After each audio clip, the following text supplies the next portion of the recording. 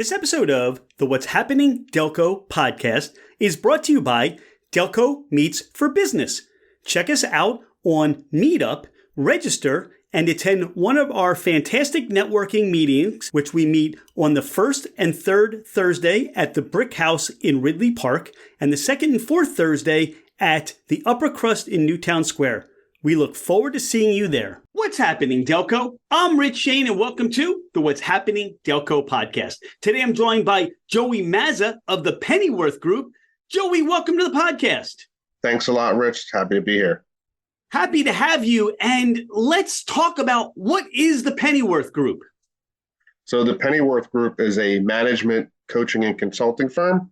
We basically help businesses figure out how to facilitate change, whether it's problems in their business or whether it's a change that they want that's in a positive light and they're just not sure how to get there. And that's where we come in, because we take a hands-on approach to facilitating that with people, as opposed to videos and books that force people to do that themselves. We kind of step in and kind of act like as a positive disruptor for their business. Speak to some of the challenges or the changes that businesses are looking to make that you help them with. A lot of times most companies get plateaued because the person who has started the business is usually an expert in whatever they do, whether they're a plumber, an electrician, an attorney, chiropractor. They're good at that trade, so they open up shop, they start making money, word of mouth is great. And then as they try to expand the business, they got to bring in other people. And that's where kind of the chaos begins, because now they have to make sure they're hiring the right people. They have to create a system because they were the system. Now you're inviting people to be part of your culture that they may or may not really have because it's just them or a few other people. So if you have an office of 3 people, you go to 15, it becomes a challenge. And that's what we do. We kind of help them set that up and work with the owner and or decision makers to create a culture that fits their end game, so that we know what they're doing 5, 10, 15 years from now, and then put them on that path and then help them work through it. So it's kind of a, fun scenario for us. On the other side, it could just be problems like they're just straight problems, like somebody hired their mother-in-law to do the books, and in reality, she's got to go. But nobody there wants to tell her she's got to go. So that's where we come in. It's like, now they hear it from the outside, and it's like, oh, this guy's, he don't even know her, and he's saying she's got to go. Maybe she's got to go. And it's like, and that's what's always nice about bringing a third party in, because we don't have any emotional bias to your business. We're just looking out for you and your business. Joey, how is this something that you've gotten into? I mean, how is this always been a calling for you to help people? Do you have a mindset about helping people with their business? How did this all get started for you? I think it started when I was in college. I did some new manager orientations when I was at Penn State. I worked in the human resource department, and I kind of enjoyed doing the manager training and getting them up to speed on things. And when I brought this up to my boss, he's like, oh, well, you can just get involved with corporate training when you get out of school, like after you've built up time. And I'm like, what do you mean time? He's like, well, nobody coming out of college becomes a corporate trainer. For the most part, you have to do something. So I was a food and beverage manager with Marriott, and I'm sitting there like, I don't want to wait 10 to 15 years to, get this type of role. So I just worked. Eventually I fell into a family business and started doing the same thing, doing the management part. And what I learned was, being on job sites with contractors that were preventing me from doing my job, I started just throwing out my opinion. Like, maybe you guys should do this. And I was like, and it wasn't because I cared about their business. It was, they're preventing me and my people from doing our business. And people would come back to me and say, that was a really good idea. And then I heard that more than once. And over the span of 20 years of running a business, it's like, wait a minute, this is really what I'm good at. I'm actually good at playing with the puzzle of a business and the people and moving them around. So I decided that I was like, I'm going to try this out. And I started playing around with it with other business owners. And I said, hey, listen, what if I used you as an expert in the contracting world? Or what if I used you as an expert in finance, and we kind of collaborated and helped these businesses, overcome the things that are preventing them from being, running at a maximal level. And hence then I just was like, you know what, I'm going to do this because this is fun. And it's way more fun to deal with business owners and their struggles than it is to deal with people that work for you. And then I knew like that was my sweet spot. I don't want to have a lot of staff. And if I have staff, I want those people to be from the same ilk as me. And it's not going to be with entry level people. It's going to be people that you're just going to find out there. And I said, this is where I want to be because the challenges are more. It's we talk to a business owner and they want to go from 5 million to 15. There's a lot of challenge in there. There's a lot of shakeup that has to happen. And I like that challenge. So I embrace it. And then I just feel like there's more self-worth to me when I wake up in the morning. It's just more fun, more at stake, but at the same time, more fun. So, and they always say, if you're good at something, you should get paid for it. So I'm getting paid for it. What I recognize as to how you describe that is this is your superpower. This is like your sixth sense. Is that accurate, you think? Yeah, I think this comes, some people are given gifts. Mine is not to be a very empathetic person. That's not me. I'm just I am somebody that sees an objective and just goes after it. And I feel like where a lot of people struggle with their business, whether it's self-doubt, confusion, chaos, whatever.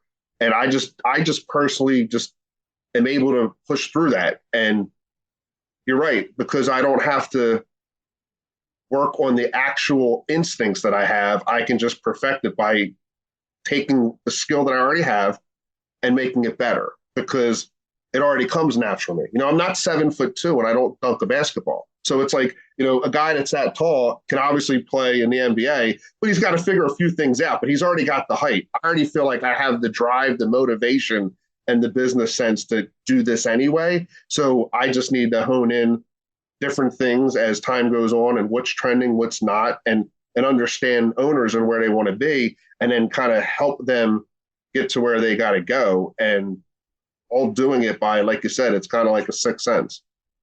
Speak to what's trending. Speak to 2023 into 2024, where some of these things are now presenting themselves in people's businesses, where you take that sixth sense that you have and help them to get farther ahead or avoid pitfalls that could slow them down on their growth.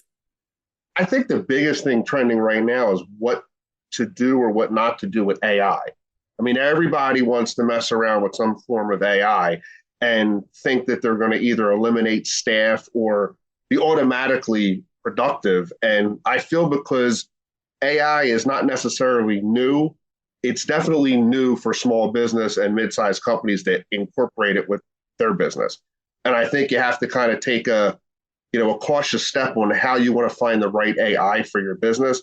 And can it really help you be more productive? I mean, everybody uses the ChatGPT now, and it kind of gives them answers, but taking it to another level where you're taking the software that you have in your company and you're saying, hey, listen, we want to integrate some AI so that, my staff doesn't have to do a lot of thinking and a lot of extra research that they can be more productive is definitely something that's trending.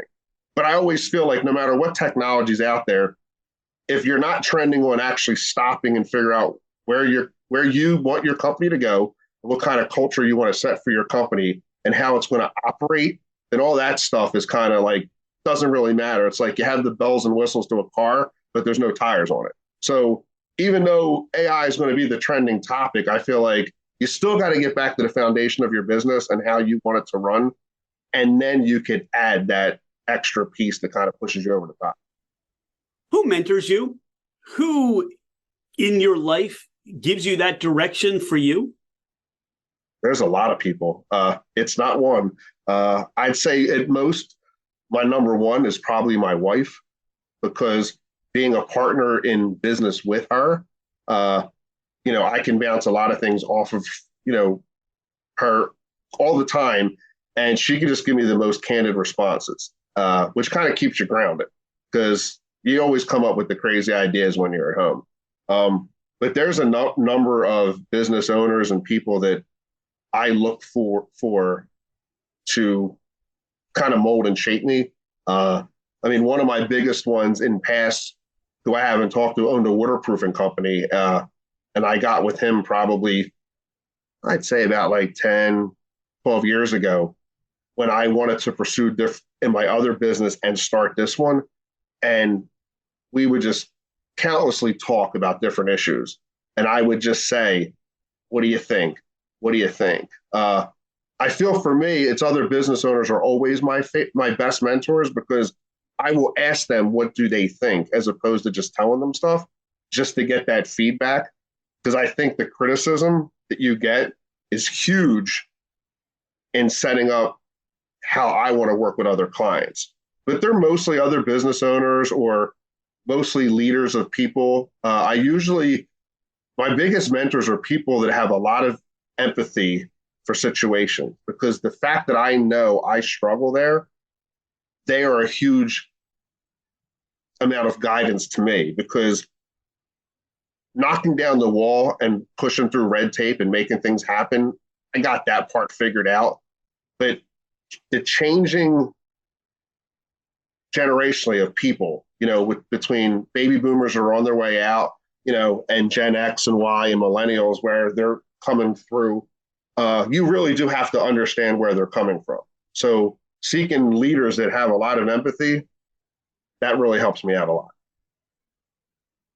How do people connect with you? How do they contact you for your services? Most of my business, believe it or not, is the old school word of mouth. I feel like if you do enough good work, people will recommend you. Obviously, I have the Pennyworth my webpage. You can contact me through there. But, we got, have a phone number, you could call us as well. But I feel most of the time I'm contacted through somebody else. I normally get an email and it will say, John Smith referred me to you or said we should have a conversation. And that's usually how it gets started, is just with a conversation. Because in all honesty, no matter who calls me as a business owner, I probably can't help everyone anyway. We probably just won't fit.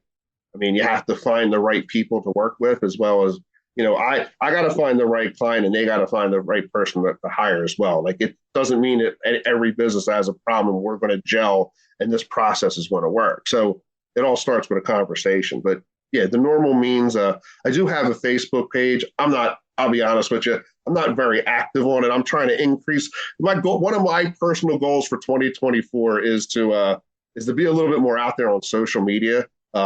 It's not my thing because I'm an old school, let's shake your hands and have a conversation and a cup of coffee type of guy. But, I'm still out there. What's your Facebook page so that as 2024 unfolds, people can see out there more active? It's the Pennyworth Group. Gotcha. And look, somebody's listening, driving in their car, and they want to write down, this is something that connects with them. They're thinking about their business and they want to call you, Joey. What's your number? 610-789-7637. You're out there and you're exploring. You're doing your thing in Delco and you have a cheesesteak craving. Where are you going? Depends. Because if I want, I guess if I'm driving around, I'm partial to Leo's and Sharon Hill. It's it's been there for a while. It's an unsung, quiet spot, usually in and out on the quicker side. It's not always in my neck of the woods coming from Drexel Hill. They're not going to deliver to my house, but I'm getting that craving. They still do the big fat cheesesteaks, a lot of meat in it. That's kind of my thing. So I'll go there.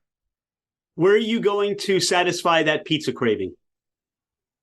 Let's see here. I like pizza. I like pizza like Dave Portnoy likes pizza. So that's hard to pick one. So I'll just keep it in the neighborhood and I'll say Pika's in Upper Darby because it's a unique type of pizza. It's a little different. I'm also an Imperial guy. That's an old school one.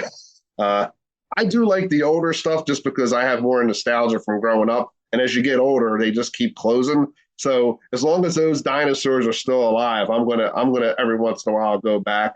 But and another one, I guess, because Imperial's different. But if I'm heading out like the Fallcroft and Folsom area, you definitely got Emilio's on McDade Boulevard that does a great Sicilian. So none of these places will deliver to me. So I've got to drive to them all, but they all have a unique flavor that I crave, and then I have to go get it. Is there a specific topping, your go-to, your consistent topping choices? Nah, I'm pretty basic with pizza. I mean, it's I'm either in the mood for plain or pepperoni, and then occasionally I want everything on it. But I don't have like a set of toppings where it's just like a couple. I think it's either plain pepperoni or everything. But nothing beats plain pizza to me. So, all right. So to those old school pizzerias, reach out to Joey and the Pennyworth Group to start working on your succession plan so you can keep that business alive and going for generations to come to experience the memories and all that nostalgia. That's a gift. I mean, when you talk about and what you do to help businesses succeed, having those long-term goals when you're making pizza, you're just making pizza for today. And you don't think about, well, does my family want to take over? Right? I mean, these are probably some of those conversations you have with businesses. Yes. I mean, most of the time people don't know where their end game is. They're in business, they're making money, they're supporting their families, they take vacations. They're not thinking about, 5 years out, 10 years out, 15, and even and what they want to do. Do they want to sell this business? Do they want to transition it to a family member? These are a lot of things that people kind of forget about when they open up a business. And I think it's really important to kind of figure out what is your end game so that you're constantly looking at that down the road as to say, hey, listen, this is where I want to go. It's okay to adjust it if you're halfway there. I mean, some people have a business and assume that their kids are going to take over. And then as their kids become adults, they say, hey, listen, we're not interested in it. This is my path. I don't want anything to do with it. And that really does force, a business owner to kind of change their strategy. So I always feel like you should be assessing it constantly and thinking about it and then planning towards it so that you're not surprised when you're 64 years old and you're ready to retire and your kids are like, yeah, Dad, Mom, I'm not interested in this business. And then you're like, well, now what do we do? So I think those goal assessments every year are very important. Perfect. Great idea. You're out and about and you need a convenience store option. Where are you stopping? Royal Farms or Wawa? I hate to say this. I'm not a big Wawa guy. I miss a corner store. I really do. But I mean, let's be honest. If you live in Delco and you need to go to a convenience store, you're going to Wawa. I think they're everywhere. It's like they've put every corner store out of business. You have to go to Wawa, although I don't mind a Royal Farms. I mean, it's different, but I just think what we have what, 3 in the area, 4 maybe, and I think I got 4 Wawas in my township. So it's Wawa's it for that. I mean, they kind of own that market. That's what they do. They're so good at it that they have gas. So all the stations that used to have gas, they're closing up. I mean, it's just a service station now because Wawa probably gets gas way cheaper, and it's more competitive pricing than your Sunoco with a service station. So I feel like Wawa owns that market. I mean, they even deliver now. So you don't even have to go to Wawa. They can bring you a shorty and a Snickers bar and a Coke, and you don't even have to leave your house. So it's like, I don't know. I think they got convenience taken care of. Joey, if only they could deliver the gas without you having to go and pump it yourself, right? Listen, knowing how Wawa does things, I'm not surprised if that's not in the future, that some little tanker truck come down your street and fill up your car. It's going to be a drone, trust me. It'll be something, but I wouldn't be surprised if you could actually order gas and have it delivered to your house. Joey, how do you describe Delco to people that have never been here or have not heard of Delco before? I normally say it's a bunch of little communities all wrapped into one, that it's unique to other parts of the country. I feel like Delco is kind of like its own, little place on the map that can't really be explained to other people from, the rest of the country, because Delco's so old that all these little boroughs and townships were created so long ago that they're not merged in. Like if you go out to the West Coast, then it's kind of newly developed. So it's just basically a bunch of municipalities and neighborhoods that kind of speak their own language and think their own way, and pretty much have, I guess, in the last, it's got to be like 10, 15 years where that word Delco has become like a thing. Like when I was growing up in the 80s, like nobody said I'm from Delco. No one ever, you never heard that. I'm from Yaden, I'm from Darby, I'm from Upper Darby. And even if you were in Upper Darby, you didn't even say Upper Darby. Sometimes you'd say I'm from Stonehurst or I'm from Bywood, kind of like in the city. If you're from Southwest Philly, they got different sections. And I think as people moved out of Delco and the world's kind of evolved, people have then kind of said, hey, listen, especially the mass exodus of Delco, people like have to go to Chester County now or different places. Like the old guard's kind of like, yo, there's nothing wrong with where we're at. And I think that's how you explain it, is like it was a lot of neighborhoods that started to expand and people moved around within the county. We're in a unique spot. Hence now we have a Delco flag that gets raised all over the world. And it's just a county. Like it's really weird. And other people find it odd. But if you're from Delco, it's got a special meaning because you may not know anybody that lives like 4 towns over from you, but you kind of bond with that Delco flag or T-shirt or anything else that says Delco on it. So it's definitely a unique thing, especially with the language too, because we definitely talk funny compared to the rest of the country. So. I mean, we make up words, so it's I mean that's something to itself. I mean, we have our own language here, so I think it's kind of funny. You have friends or family coming in from out of town and you want to take them or give them that Delco experience. What are you going to do? I mean, I can just take them down the street, to be honest with you. I mean, I can just literally go right down the street to Fern Boulevard. I got 3 nice establishments that are unique in their own right. And if you go to any one of those 3 places, you're going to meet people from all over Delco. Like even though I'm in Drexel Hill, if you go to Artillery, Station Tap, or Hannaran's, if you go in there, so somebody from Springfield, Havertown, the list goes on. And that's really what the experience is, because when you go into an establishment like that and they hear all the different places that come out of somebody's mouth, you'll start hearing the stories of, well, I was talking to so-and-so and he was talking to so, and it just goes on. And people like look around like, well, how many people does this guy know? And it's like, he probably knows everybody in the county. I was like, because that's kind of how it works. And to me, that's the Delco experience. No matter where you go in Delco, somebody knows somebody that knows who you are, which is amazing. I mean, there's a lot of people down here and there's a lot of connection as well, which is pretty powerful for a small little area. Besides being an expert with helping businesses reach that next level and achieve their goals, you're an expert on Batman. So I'm going to go to you and I'm going to ask you, who's played Batman in the movies the best? Oh, well, I wouldn't say I'm an expert in Batman, but I've been collecting Batman for a long time. I don't know. I feel like whoever plays Batman the last tends to get the leg up on the character because they're smart enough to steal everything from the previous actors and discard everything that's not liked. So the Michael Pattinson Batman, who's not really well received by a lot of people, it was actually a pretty good take on it because he didn't care, was more of the detective, very angry. So he took Christian Bale, who I thought kind of was the best guy at the time, and said, you know what, I got to one up this guy.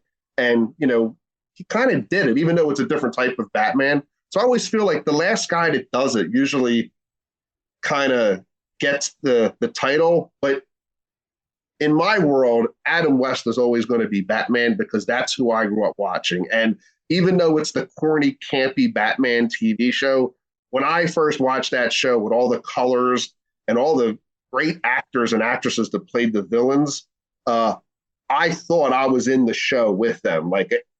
And there's nothing going to change that experience for me because I'm never going to be a kid again. So I can never probably feel that way. So I always got to go with Adam West. Either Adam West or Kevin Conroy that did the animated series, because they both kind of drew you into the TV.